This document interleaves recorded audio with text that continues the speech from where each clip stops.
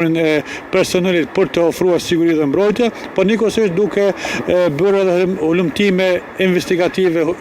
hetimore në drejtim të zgjedhjes së personave apo personave të cilët shprehen përmes formave ndryshme ndaj një kërcënimi të drejtë për drejtë, por që në aspektin normativ është e qartë, është rregulluar që për të ndjekur i kërcënuar duhet ta ndjesh, pra kërcënimin duhet ta ndjej dhe në këtë aspekt presidenti i vendit e ka akceptuar si një kërcënim real faktik për jetën e saj, në dimën e të kaluarën, ndaj saj ka patur edhe qëndrime të ashpërta nga disa individ të ndryshëm të cilët nga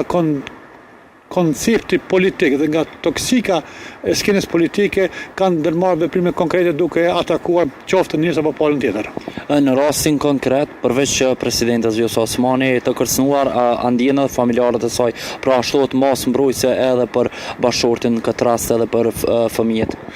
Në bazë të vlerësimeve që në kuadër të policisë Kosovës ekziston një njësi e veçantë që merret me vlerësimin e rrezikshmërisë dhe kërcënimeve ndaj personaliteteve në fjalë që ofrohet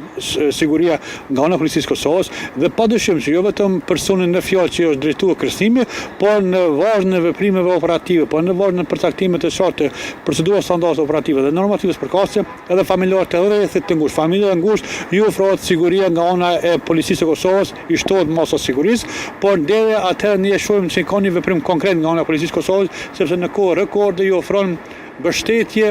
personat të cilët janë të kërcënuar dhe bëhet arrestimi personave në fjalë se kanë bërë kërcënimin. Prej asaj që e ke pa, a ka rrezikshmëri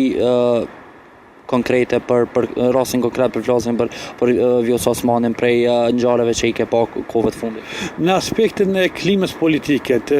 devalvimeve të retorikës përkatëse, në bazë të perceptimit dhe analizës të detajuara, unë mendoj që Kosova është duke rrëshitur në një ambient toksik politik, shoqëror madje, të gjason mallën e viteve 2000-2001, pra ku kemi patur me një pas luftës deklarime të ashpërta, qëndrime të ashpërta, të cilët më pastaj kanë shpjetur deri te ballafaqimi shoqëror. Pra njëtën kohë ime duke përjetuar tani sepse toksika politike po ndikon drejt po drejt që qytetarët më pastaj ta marrin vetë gjyqësinë në dorë dhe mund të veprojnë në drejtim të